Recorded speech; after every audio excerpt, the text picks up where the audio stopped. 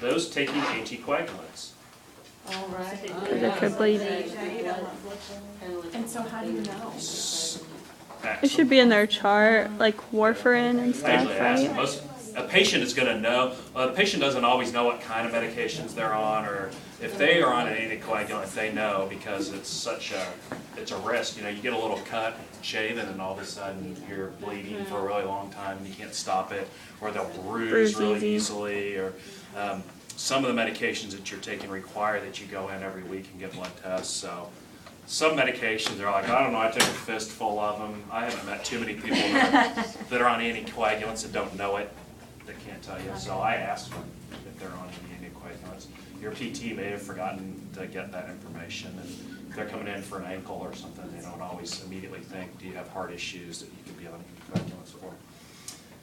And then significant pain was the last one on this list. I suspect there's others, right? But the Rubric has those.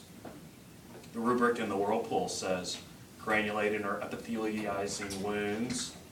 So may or may not be appropriate depending on how much there is and whether or not you're going to shoot your nozzle at it. Skin grafts, probably a bad idea. You don't want to knock somebody's skin graft off. Those are kind of expensive. Venous insufficiency and venous insufficiency wounds. How come? You could help it. Exactly what we were talking about earlier was if it's dependent and it's down and you're locally heating it, you're going to increase the fluid in there and you may actually damage their circulation more. What does the heat do? Is it just increase the swelling, or is it actually making the Well, local heat increases circulation, right? with the, Locally.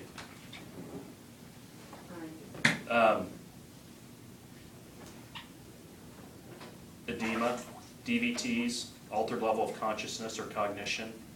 Again, is that a precaution or a contraindication? Some of those may be precautions. I'm not going to leave someone who has altered consciousness alone. I'm probably not going to, if they have a low level, I'm probably not going to be able to do it because I'm not going to be able to get them in there. I'm going to need to go to post lavage or something. But then that's precaution for those people too because they're not going to be feeling the sensation. Maceration, incontinence. I don't want to, if I'm doing your hand and I'm just putting your hand in the Whirlpool, incontinence isn't that big of a deal unless I don't want to send them on my good chair. If I'm putting them in there like Amy's in there, over there, I don't want them peeing in the pool.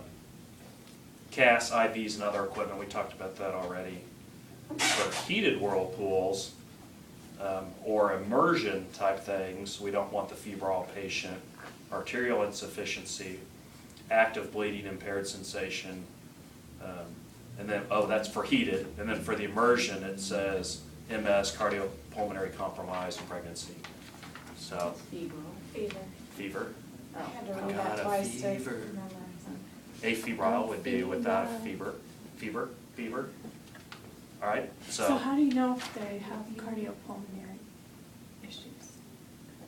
well, hopefully it's in your chart. You can always ask them, do you have any cardiac issues I should be aware of? COPD. I like the ride that little fun, huh?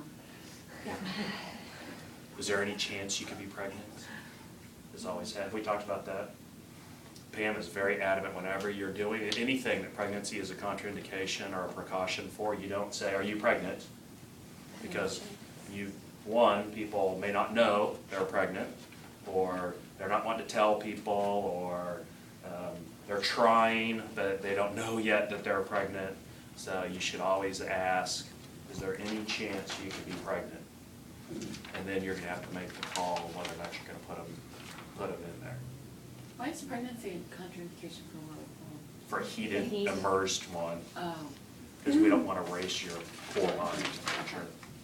We don't want to let the pregnant woman in the Whirlpool at the Courtyard Marriott. If you're gonna submerge women, you want a cooler bath. Not supposed to take really hot showers. All right, so you can go back to playing. I'm going to be the lifeguard up here.